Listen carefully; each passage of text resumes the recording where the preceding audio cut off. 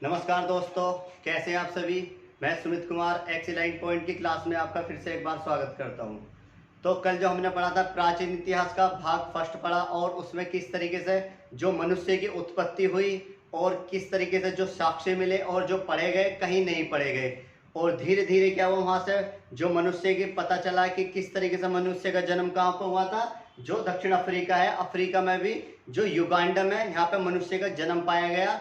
जो सबसे पहला जो मनुष्य था एडम और जो महिला थी वो ईवा, तो ये दोनों वहाँ पाए गए। और ये किस तरीके से पता चले कि कुछ समय बाद जो था एड्स का मरीज फैला और एड्स के मरीज से ये पता चला कि हाँ, ये जो मरीज आए हैं वो कहाँ से आए हैं, युगांडा से।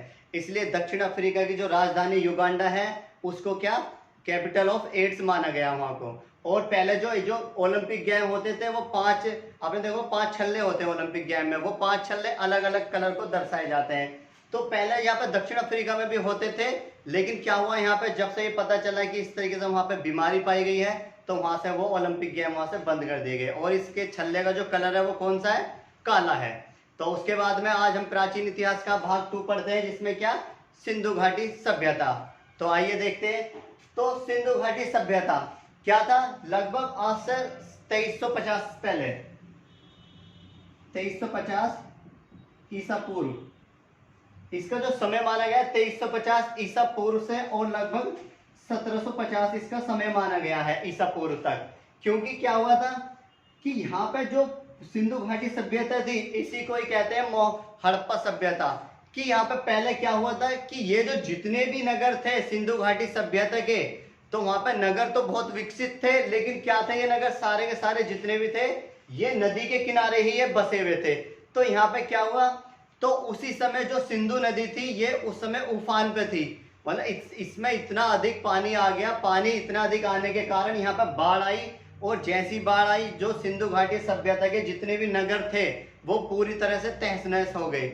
जब यहाँ से नगर बिल्कुल समाप्त हो गए तो कुछ समय बाद 2 व्यक्तियों ने यहाँ पे क्या हुआ, कराची से लाहौर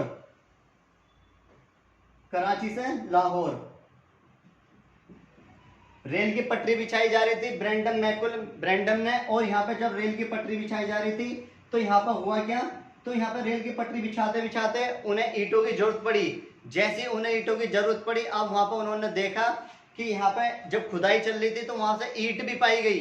तो इसको देखते हुए यहाँ पे धीरे धीरे क्या हुआ, तो वहां से पता चलना शुरू हुआ कि यहाँ पे प्राचीन में कुछ यहाँ पे सभ्यताएं थी, कुछ लोग थे जिनके घर इस तरीके से बने थे। तो धीरे धीरे वहां पे उनकी खोज होती गई और क्या क्या वहां से प्राप्त किया गया, वो सारी घटनाएं जो एग्जाम पॉइंट ऑफ व्यू से हमेशा पूछी जाती है और यहाँ से एग्जाम में भी हमेशा आती है। तो शुरू करते हैं यहीं से हम सिंधु घाटी सभ्यता से, एक एक नगर पढ़ेंगे और यहाँ से क्या क्या मिला है। और लगभग इसमें सिंधु घाटी सभ्यता में लगभग 1500 के आसपास यहाँ से जो गांव मिले या नगर बसाए गए मिले थे वो 1500 प्लस थे। लेकिन इनमें सबसे जो ज्यादा जो नगर थे वो भारत में थे। आपके भारत में लगभग 900 प्लस थे। और ये जो नगर थे 1500 प्लस, ये सिर्फ 3 ही देशों में फैले हुए थे, भारत, पाकिस्तान और अफगानिस्तान इसमें। और बाकी जो लगभग 400 के आसपास पाकिस्तान में थे और 2 ही नगर सिर्फ और सिर्फ अफगानिस्तान में थे। तो सबसे ज्यादा भारत में ही थे, इसीलिए इसको भारत की ही प्राचीन सभ्यताओं में से एक माना गया है, सिंधु घाटी सभ्यता। तो देखते हैं फिर यहाँ से कौन से नगर मिले और किसने उसकी खोज की और कब क्या क्या वहां से प्राप्त किया गया था। तो सबसे पहला नगर पाया गया यहाँ पर हड़प्पा। तो हड़प्पा क्या था यहाँ पे, तो यहाँ पे क्या मिले, बहुत ज्यादा पत्थर मिले और हड़प्पा को क्या बोलते हैं, पत्थरों का काल बोलते हैं। तो हड़प्पा एक नगर पाया गया यहाँ पे। सबसे पहले ये इसकी खोज जो की थी वो दयाराम साहनी और माधवराव स्वरूप ने इसकी खोज की थी हड़प्पा सभ्यता की। और कब खोज की थी ये, 1921 में। 1921 में इसकी खोज की। लेकिन ये किस नदी के किनारे, ये भी बहुत अधिक पूछ लेता है। ये रावी नदी के तट पर और पाकिस्तान में स्थित है, जो रावी नदी के बाएं तट पर ये हड़प्पा नगर बसा हुआ था। सबसे नगर बड़ा था ये। और यहाँ से क्या क्या प्राप्त हुआ है, जो साक्ष्य यहाँ से मिले थे, कांस्य की गाड़ी पाई गई थी। कांस्य मतलब जो तांबा और टीन को मिला के ये कांस्य बनता था, यहाँ से कांस्य की गाड़ी मिली। और यहाँ से अन्न भंडार अन्न भंडार जो चक्की वगैरह होती है, जो मतलब अन्नों के बहुत बहुत बहुत बड़े भंडार थे, मतलब जैसे कि मंडी वगैरह, जो अनाज वहां पे एकत्रित किया जाता था। तो यहाँ पर अन्न भंडार मिले। और क्या मिला यहाँ से? शंख का बैल, शंख का बैल मिला। और पारदर्शी वस्त्र पहने एक मूर्ति मिली जो स्त्री की थी, जो पारदर्शी मतलब कुछ दिखाई नहीं दे रहा था, ये मूर्ति पाई गई। और कांसे का दर्पण, दर्पण भी पाया गया, शीशा जिसको मिरर बोलते हैं, ये पाया गया। और मछुआरे का चित्र, मतलब एक मछुआरा था, वो मछली पकड़ रहा था, उसका चित्र यहाँ से प्राप्त किया गया था। कहाँ से? ये हड़प्पा से। और क्या मिला यहाँ से? दूसरा नगर जो पाया गया उसकी खोज हुई थी मोहनजोदड़ो। इसकी खोज किसने की थी? राखलदास बनर्जी ने। ये लगभग 1922 में इसकी खोज की गई। और ये कहाँ पर है? पाकिस्तान में, और सिंधु नदी के तट पर बिल्कुल ये नगर बसा हुआ है। यहाँ से हमेशा ही क्वेश्चन पूछा जाता है कि यहाँ से जो विशाल स्नानागार है वो कहाँ से प्राप्त किया गया? वो मोहनजोदड़ो से ही प्राप्त किया गया। यहाँ से मिला। और कांसे की नग्न महिला, जो कांसे की एक मूर्ति मिली जो नग्न अवस्था में खड़ी हुई थी, वो मूर्ति मिली यहाँ से। वो दाढ़ी वाले एक पुजारी था जिसकी दाढ़ी बहुत बड़ी थी, ये भी साक्ष्य मिले यहाँ से मोहनजोदड़ो से। और चमकता हुआ बंदर, बंदर मिला, जो चमकता मतलब एकदम उस पर चमक लगी हुई थी, बंदर यहाँ से मिला, चित्र मिल रहे मतलब बंदर के। और प्रेतों का टीला, इसी को ही मोहनजोदड़ो क्या कहा जाता है? मृतों का टीला। और भूत प्रेतों का टीला भी इसी को कहा जाता है, मोहनजोदड़ो को। और यहाँ से क्या मिला? नरकंकाल, मतलब जो मनुष्य थे उनके कंकाल के कंकाल यहाँ पे पाए गए। और नाव का चित्र, नाव का चित्र पाया गया यहाँ से, जो समुद्र में चलती नाव, वो यहाँ पे चित्र पाया गया। जो कहाँ पे चलाते थे? सिंधु नदी में जो नाव चलती थी उसका यहाँ पे चित्र पाया गया। और तीसरा नगर यहाँ पे फिर नगर प्राप्त हुआ चनहुदड़ो। और इसकी जो खोज की गई थी गोपाल मजूमदार ने 1934 में इसकी खोज की थी। और ये कहाँ पर स्थित है? सिंधु नदी के बाएं तट पर ये स्थित है। यहाँ से क्या मिला? बिल्ली का पीछा करता हुआ चित्र, बिल्ली का पीछा करता हुआ एक कुत्ते का चित्र मिला, जो बिल्ली के पीछे कुत्ता भाग रहा था उसके यहाँ पे चित्र मिला गया। और मनके बनाने के कारखाने, ये बहुत ज्यादा इंपॉर्टेंट है, जो हमेशा एग्जाम में पूछा जाता है। मनके बनाने के कारखाने, जैसे आपने देखो जो मालाएं होती हैं, मालाएं मोती वगैरह, उसके यहाँ से क्या कारखाने प्राप्त किए गए हैं? कहाँ से? चनहुदड़ो से। और लिपस्टिक के भी साक्ष्य यहाँ से मिले हैं। देखो कितनी प्राचीन सभ्यता थी, लेकिन जो आज की जनरेशन है और आज की जैसी भी दुनिया जी रही है उससे कितने गुना विकसित था उस समय के शहर। ये जो जितने भी सिंधु घाटी के शहर थे बहुत ज्यादा विकसित थे। तो ऐसे नहीं, गंदगी नहीं, साफ सफाई का पूरा बंदोबस्त करके, और नालियां, घर अच्छे से, जो सड़कें वगैरह थी वो आगे देखेंगे इसके बाद में। और यहाँ से क्या? बिल्ली का पीछा करता हुआ कुत्ता, और मनके बनाने के कारखाने, लिपस्टिक के साक्ष्य मिले यहाँ से। और काजल मिली, जो आंखों में काजल डालते हैं वो काजल के साक्ष्य मिले। पाउडर मिला। और कंगा, पाउडर और कंगे मतलब पूरा मेकअप का पूरा सामान मिला था यहाँ से ही आपके चनहुदड़ो से। और 2 मछलियों वाली मुद्रा, जो मुद्रा होती थी करेंसी, उस पे क्या 2 मछलियों का चित्र था, एक इधर एक इधर, दोनों इस तरीके से मछलियों का आकार बना हुआ है। और वक्रकार ईंट प्राप्त की गई है, वक्रकार ईंट प्राप्त की गई है चनहुदड़ो से ही। और कुत्तों के पंजे, कुत्ते के पंजे मिले गए हैं। तो यहाँ से पूछ लेता है बहुत अधिक, जो काजल, पाउडर, कंगा और बिल्ली के पीछे करता हुआ कुत्ते के चित्र कहाँ से मिले? वो चनहुदड़ो से ही। नेक्स्ट आता है आपका लोथल। लोथल की खोज किसने की थी? रंगनाथ राव ने की थी, लगभग 1955 ईस्वी में रंगनाथ राव ने इसकी खोज की। और ये कहाँ पर स्थित है? भोगवा नदी के तट पर स्थित है, जो कहाँ पर है? गुजरात में। और यहाँ से क्या मिले? सबसे ज्यादा पूछे जाते हैं चावल व बाजरे पर, चावल व बाजरे पर 2 मुंह वाले राक्षस की मूर्ति मिली थी। और चावल के भी साक्ष्य मिले थे यहाँ से लोथल से। एक तो चावल के साक्ष्य मिले और प्लस साथ में बाजरे के भी साक्ष्य मिले।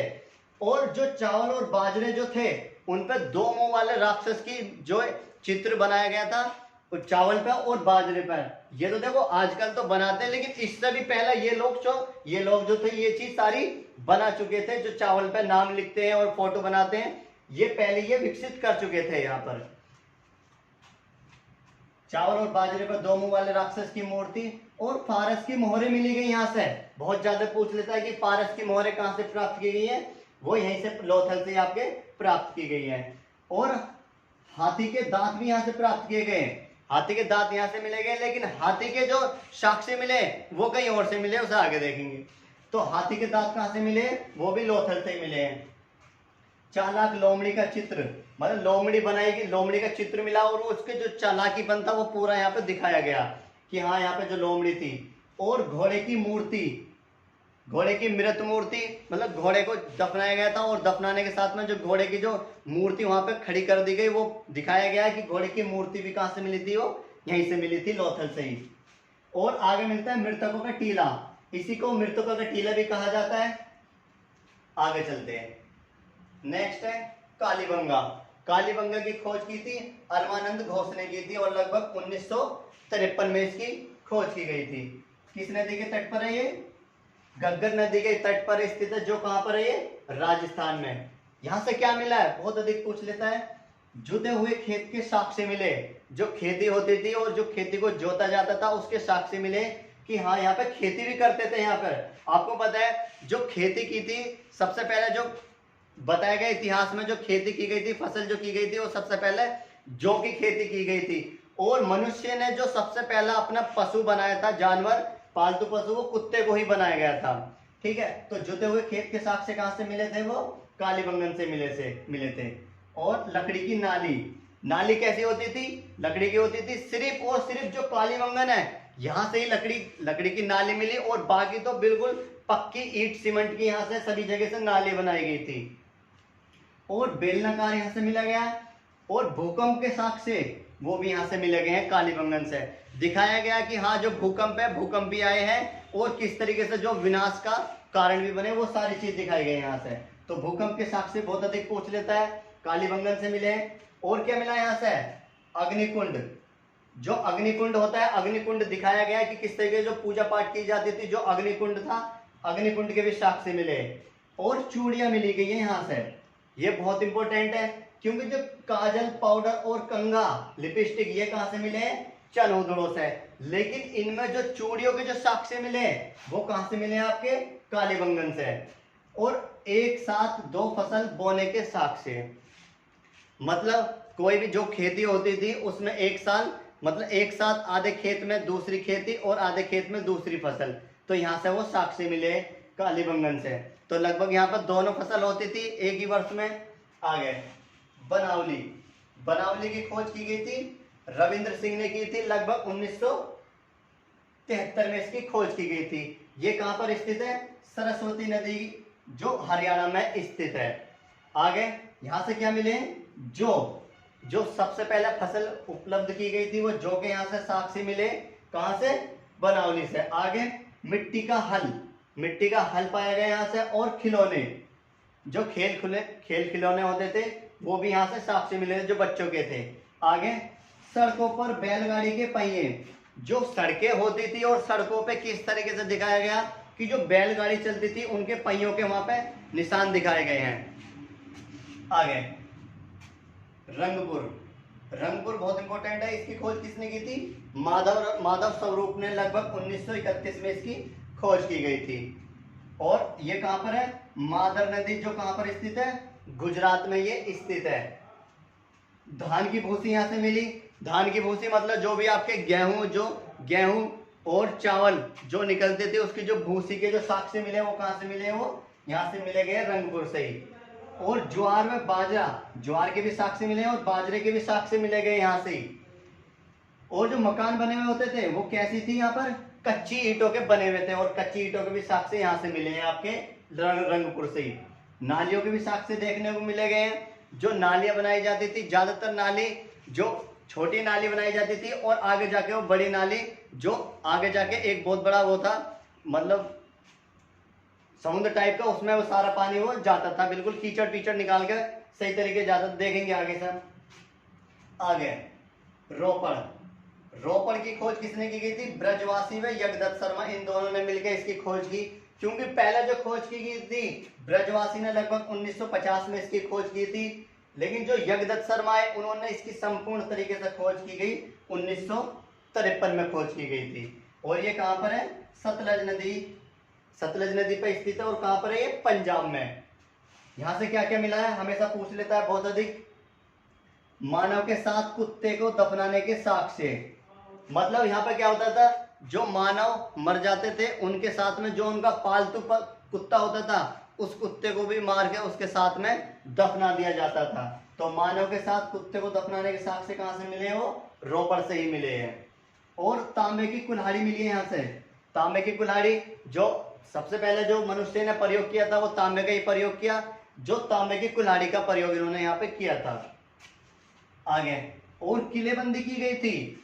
मतलब जो दिखाया गया है कि जो अमीर लोग थे वो कैसे घरों में रहते थे, मतलब थोड़ा ऊंची जमीन बना के और ऊपर एक टीला सा बना के और उसकी बाउंड्री करके वहां पे कौन रहते थे, वो अमीर लोग। और उसको क्या बना दिया गया इन्होंने, किलेबंदी बना दिया गया। और चूल्हे के भी साक्ष्य मिले, जो जमीन पर चूल्हा बना दिया जाता है, ईंटों का और कच्ची मिट्टी का बना दिया जाता है, वहां से वो साक्ष्य मिले। कच्ची ईंटों के मकान भी यहाँ से मिले हैं, रोपड़ से ही कच्ची ईंटों के मकान मिले हैं। और आगे सुरकोटड़ा, इसकी खोज की गई थी जगपति जोशी ने, इसकी लगभग 1964 में इसकी खोज की गई। और ये कहां पर स्थित है, सरस्वती नदी जो गुजरात में स्थित है। और यहां से क्या क्या प्राप्त किए गए हैं, घोड़े की हड्डी, घोड़े की हड्डी यहां से प्राप्त की गई है लगभग सुरकोटड़ा से, घोड़े की हड्डी। और कलश, जो सवादान, जो मृत लोग थे उनकी जो भी अस्थियां वगैरह थी उनको एक कलश में रखा गया। और यहाँ से कलश और सवादान दोनों यहाँ से प्राप्त किए गए हैं। और क्या मिला यहाँ से, तराजू का पलड़ा। ये भी बहुत अधिक पूछ लेता है कि तराजू का पलड़ा कहाँ से मिला है, वो सुरकोटड़ा से मिला है, सुरकोटड़ा से। आगे मांडा, जो जम्मू कश्मीर में पड़ता है, मांडा की खोज किसने की गई थी, जगपति जोशी ने लगभग 1982 में इसकी खोज की, जो कहां पर स्थित है, चेनाब नदी जम्मू कश्मीर में ये स्थित है। यहां से सिर्फ ज्यादा कुछ प्राप्त नहीं हुआ, यहां से मोहरें प्राप्त की गई है, लेकिन जो घर और मकान नालियां वगैरह थी वो सारी चीज ए टू जेड इसी तरीके से थी जो अन्य नगरों की बनी हुई थी। आगे आलमगीरपुर, जो उत्तर प्रदेश में मेरठ पड़ता है, आलमगीरपुर की खोज किसने की थी, जगदत्त शर्मा ने। ये कहां पर है, हिंडन नदी के तट पर। लगभग 1958 में इसकी खोज की गई थी। और ये हिंडन नदी यूपी में स्थित है। यहां से क्या क्या प्राप्त किया गया, मृद भांड। मृद भांड मतलब जो बर्तन वर्तन थे वो किस तरीके मिट्टी के बनाए गए थे, वो सारे यहाँ पर दिखाए गए मृद भांड। और बर्तनों पर मरी हुई जो गिलहरी थी उसके चित्र बनाए गए हैं, कि जो गिलहरी, जो बर्तन होते थे बड़े बड़े मिट्टी के, और वहां पर उस पर क्या बना दिया गया, गिलहरी के चित्र बना दिए गए। तो ये कहां से प्राप्त किए गए, आलमगीरपुर उत्तर प्रदेश जो मेरठ में पड़ता है। तो ये सारी चीजें हमें एग्जाम में हमेशा पूछी जाती हैं, लेकिन कुछ अलग भी यहां से पूछ लेता है। देख लेते हैं आगे।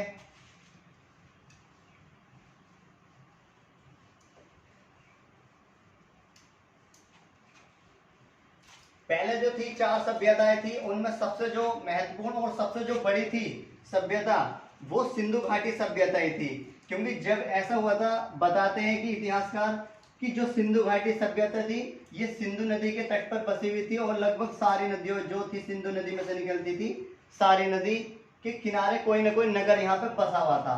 तो क्या हुआ, उसी समय सिंधु नदी बहुत उफान पाई और इतना पानी आया उसमें, और आने के कारण यहाँ पे बाढ़ आई। और जैसी बाढ़ आई तो यहाँ पे जितने भी लोग थे वो सारे के सारे यहाँ पे क्या हो गए, मर गए। और जो नगर थे वो सारे सारे पानी में डूब गए। जैसे डूबे यहाँ पे नगर, तो तभी यहाँ पे आर्यों का आगमन हो जाता है। और आर्य ने क्या लगभग वहां पे हथियारों का प्रयोग किया, जो अल्प मात्रा में लोग बच गए थे, और उन लोगों को जो आर्य ने उन पे मतलब वार किया और उनकी यहाँ पर हत्या कर दी थी। और फिर यहाँ पे जो आर्य आए थे वो आगे थे। देखते हैं आगे, सिंधु घाटी सभ्यता क्या था। यहाँ पे जो नगर बसाए जाते थे वो 2 तरीके के नगर बसाए जाते थे।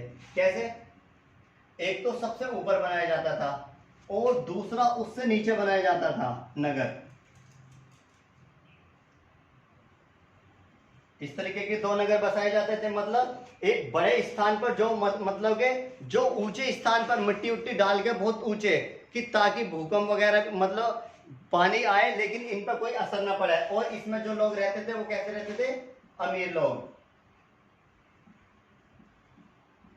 अमीर लोग रहते थे, और इसमें जो रहते थे वो गरीब लोग रहते थे। यहाँ पर जो नीचे स्थान पर मतलब बिल्कुल थल सहम जमीन पे बिल्कुल रहते थे, जमीन पे ये भी, लेकिन ये कैसे, जो बड़ी सी मिट्टी डाल के और टीला सा बना दिया जाता था, ये वहां पर रहते थे जो गरीब लोग। और यहाँ पे क्या था, इसकी चारों तरफ से क्या बना दी गई थी, चकबंदी चौबंदी कर दी गई, और बिल्कुल कि यहाँ पर कोई भी जो जानवर यहाँ पर एंट्री नहीं कर पाए। तो यहाँ पर गरीब अमीर लोग इसमें बसे हुए थे यहाँ पर। तो और जब बराबर में थे नीचे ही जो गरीब लोग थे, जो आपके नीचे जाति के थे या नीचे गरीब जो भी थे, वो यहाँ पे गरीब लोग जो जल्दी मरे भी तो गरीब लोग मरे। तो इन्हीं का कहना यही था, जो सिंधु घाटी सभ्यता के लोग थे, कि जो भी आपत्ति आएगी सबसे पहले इन गरीबों को आएगी, ये गरीब मरेंगे और उसके बाद में हमारा नंबर आएगा।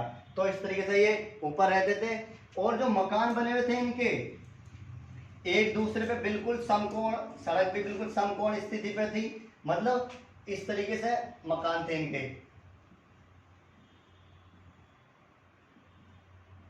इस तरीके के। यहाँ मकान बन गया और एक मकान यहाँ बन गया, और यहाँ पे क्या दे दी गई, एक पतली सड़क दे दी गई छोटी, और लगभग ये जो सड़क होती थी काफी बड़ी सड़क होती थी, और जो ये जो छोटी वाली सड़क होती थी, और इसमें दिखाया गया है, और यहाँ पे भी मकान बन गए, और यहाँ पे छोटी सड़क बना दी गई। और ये जो सड़क होती थी ये बड़ी सड़क होती थी, जो हमेशा 90 डिग्री पर समकोण पर ये काटती थी। और इसमें दिखाया गया कि जो घरों के जो दरवाजे खुलते थे वो मुख्य सड़क की तरफ ना खुल के, यहाँ की ना खुल के, और जो पीछे के जो गेट थे पीछे की तरफ खुलते थे, जो खिड़की भी थी, और जो गेट थे जो पतली वाली सड़क थी, छोटी वाली सड़क, वहां पर ये खुलते थे सड़क, ये दिखाया गया इसमें। और क्या थी कि जो भी घर थे उनकी जो नालियां थी, क्या था, नालियां, इस तरीके से नाली बना दी गई, और पतली नाली यहाँ पर, और यहाँ से जाके क्या कर दी गई, ये बड़ी नाली कर दी गई, और यहाँ से एक जाला लगा दिया कि यहाँ से जो भी इन नालियों को गंदा पानी आएगा इस तरीके जाएगा, और ये जाली में यहाँ पे पहले जो भी उसका कूड़ा कबाड़ा कचरा वगैरह होगा वो यहाँ से इसको साफ सुथरा करके पानी, और इस तरीके से जो जाता था वो चारों तरफ जहाँ पे वो एकत्रित किया जाता था, पूरी व्यवस्था थी, बंदोबस्त बढ़िया करके। तो इस तरीके से ये नालियां बनाई गई थी, और जो पीने का और बारिश का पानी था उनको भी इन्होंने सही से इसका इस्तेमाल किया गया, क्योंकि जितने भी घर थे खास सभी में ये दिखाया गया कि यहाँ पर क्या था, आंगन में ही एक कुआं बनाया गया। कुआं क्या था कि जो भी बारिश का पानी आएगा उस पानी को सीधा कहाँ पे जाएगा, वो कुएं में, और इस पानी को क्या करते थे, ये पीने में तो नहीं, खैर नहाने में और धोने धाने में, जो घर की साफ सफाई में उस पानी का इस्तेमाल करते थे ये लोग। तो इस तरीके से ये खोज करते गए, और लगभग 1500 नगरों की खोज की गई, और उनमें लगभग 900 प्लस जो भारत में स्थित है, और बाकी 2 कहाँ पर है, वो अफगानिस्तान में, और बाकी 400 प्लस कहाँ पे, आपके पाकिस्तान में। तो इस तरीके से इसकी खोज की गई थी।